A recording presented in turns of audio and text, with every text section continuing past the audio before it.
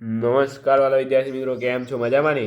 આજે આપણે જોવાના છીએ વિકાસ પર મૂલ્યાંકનલક્ષી અસાઇનમેન્ટ ધોરણ 8, એમાં પણ વિષય સામાજિક વિજ્ઞાન જોડકા જોવાના છીએ. આગળના વિડીયોમાં આપણે ખાલી જગ્યા, વિકલ્પો, ખરા ખોટા જોયા. હવે આપણે જોડકા જોવાના છીએ. તો વિડીયોને લાઇક, શેર અને સબસ્ક્રાઈબ કરવાનું તો ભૂલતા જ નહીં. તો ચાલો આપણે હવે જોડકાની વાત કરીએ.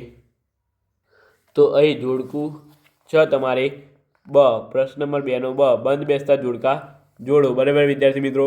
તો અહીં પ્રકરણ નંબર 5 છે, એનો પહેલો છે વિભાગ અ. અહીં તમારે વિદ્યાર્થી મિત્રો 1 નંબર છે દયાનંદ સરસ્વતી. તો વિદ્યાર્થી મિત્રો એમાં આવશે તમારે 4 નંબર લાહોરમાં વૈદિક કોલેજની સ્થાપના. બરાબર વિદ્યાર્થી મિત્રો? તો આ તમે જોવાનું ભૂલતા નહીં. ત્યાર પછી ડીકે કવે, ડીકે એટલે કે મહર્ષિ કરવે. તો અહીંયા જવાબ આવશે તમારે 1 નંબર સ્ત્રીઓ માટે વિશ્વવિદ્યાલયની સ્થાપના કરી. ત્યાર પછી 3 નંબર કેશવચંદ્ર સેન. તો વિદ્યાર્થી મિત્રો તમારે એમાં જવાબ આવશે 5 નંબર લગ્નભાઈ સમિતિનો ધારો. બરાબર. 4 નંબર જોનાસ ડંકન. તો અહીંયા જવાબ આવશે 2 નંબર બનાસ સંસ્કૃતિ કોલેજની સ્થાપના. બરાબર વિદ્યાર્થી મિત્રો? ચાલો હવે આગળ જોઈએ આપણે. હવે તો એ આગળ પ્રકરણ નંબર 6 દાંડીકૂચ. તો વિદ્યાર્થી મિત્રો અહીંયા સાબરમતી આશ્રમ જવાબ આવશે. ત્યાર પછી 2 નંબર ધરાસણા સત્યાગ્રહ. તો અહીંયા જવાબ આવશે 3 નંબર સરોજીની નાયડુ. 3 નંબર હવે ખાન અબ્દુલ ગફાર ખાન. તો અહીંયા જવાબ આવશે 5 નંબર સરહદના ગાંધી. 4 નંબર હવે વિનોબા ભાવે. તો એમાં જવાબ આવશે તમારે 2 નંબર એટલે કે વ્યક્તિગત સત્યાગ્રહી. ત્યાર પછી પ્રકરણ નંબર 7ના જોડકા જોઈએ. 1 નંબર છે પાલ શૈલી. તો વિદ્યાર્થી મિત્રો એમાં જવાબ આવશે 4 નંબર એટલે કે જાતક કથાઓ અને બોધ સત્યના ચિત્રો.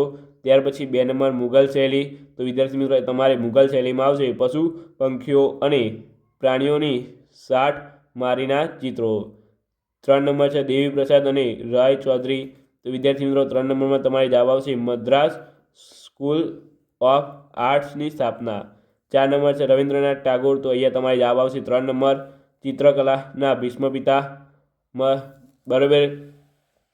5 નંબર છે તમારે પ્રકરણ નંબર 8. અહીં છે રાજ્ય પુનઃરચના પંચના અધ્યક્ષ. તો વિદ્યાર્થી મિત્રો અહીંયા તમારે 4 નંબર જવાબ આવશે ડૉક્ટર અલ્ફા અલી. બરાબર. 2 નંબર છે ગુજરાતના પ્રથમ રાજ્યપાલ. તો વિદ્યાર્થી મિત્રો અહીંયા જવાબ આવશે તમારે ગુજરાતના પ્રથમ રાજ્યપાલ તો મહેંદી નવાઝ જંગ. 3 નંબર છે ગુજરાતના પ્રથમ મુખ્યમંત્રી. તો વિદ્યાર્થી મિત્રો અહીંયા જવાબ આવશે ડૉક્ટર જીવરાજ મહેતા. ત્યાર પછી એ છે નીતિ આયોગના અધ્યક્ષ. તો એ જવાબ આવશે તમારે 5 નંબર હોદ્દાઓની વડાપ્રધાન. ત્યાર પછી પ્રકરણ નંબર 13 પ્રકરણ નંબર 12 હજુ છે.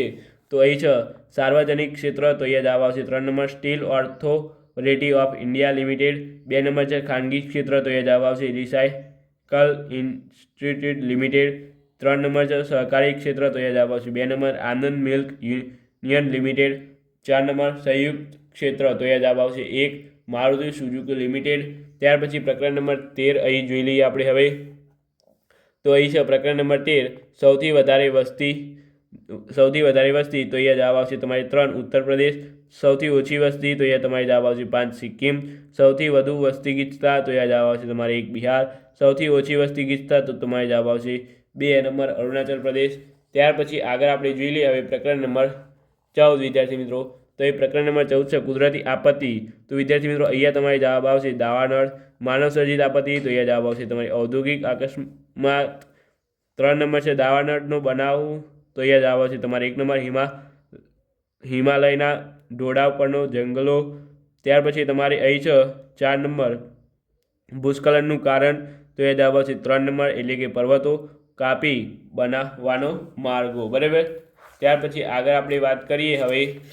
તો અહીં આપણે હવે જોઈ લઈએ પ્રકરણ નંબર 17 સર્વોચ્ચ અદાલત. તો એ જવાબ આવશે 5 નંબર દિલ્હીમાં છે નજીરી અદાલત. તો એ છે તમારે 4 નંબર સર્વોચ્ચ અદાલત. નજીરી અદાલત એટલે સર્વોચ્ચ અદાલત. જાહેર હિતની અરજી. તો તમારે 2 નંબર એટલે કે પબ્લિક 2 નંબર. બરાબર વિદ્યાર્થી મિત્રો. ત્યાર પછી 4 નંબર પ્રથમ દર્શીય નોંધ. તો એ જવાબ આવશે 1 નંબર ફર્સ્ટ ઇન્ફોર્મેશન રિપોર્ટ. બરાબર.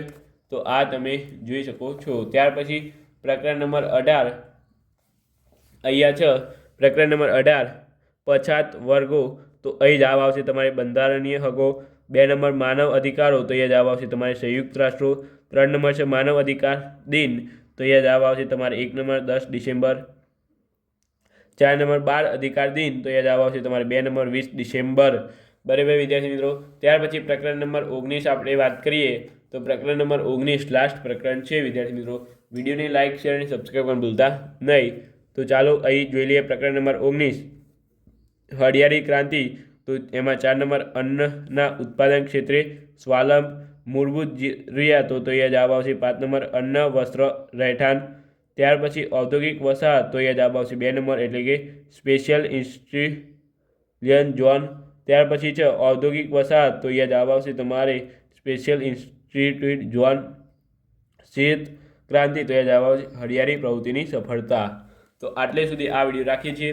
વિડીયોને લાઇક શેર અને સબસ્ક્રાઈબ કરવાનું તો ભૂલતા જ નહીં વિદ્યાર્થી મિત્રો. બરાબર, તો ચાલો આજનો વિડીયો સારો લાગ્યો હોય તો વિડીયોને લાઇક કરી દો, શેર કરી દો અને સબસ્ક્રાઈબ કરી દો ચેનલને. તો મળીને આ વિડીયો સાથે. Thank you so much. Video તમારો ખૂબ ખૂબ આભાર.